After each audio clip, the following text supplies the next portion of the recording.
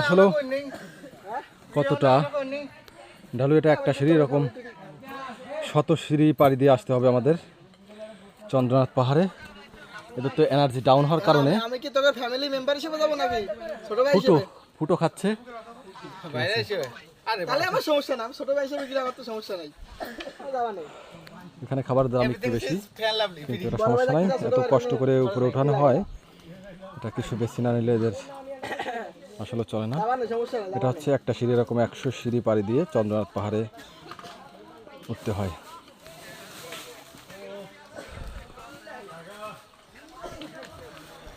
আশপাশটা অনেক গভীর এবং ঘন। হ্যাঁ, সমস্যা না, ওটা 50 টাকা নিলেও সমস্যা নাই। যে কষ্ট করে ওরা উপরে উঠছে, এতে মনে হয় 35 দুগুণে 70 টাকা নিলে এদের পরিশ্রম আসলেও, কিন্তু আসলে আমরা বুঝি না তো, ওইভাবে বলে দিই।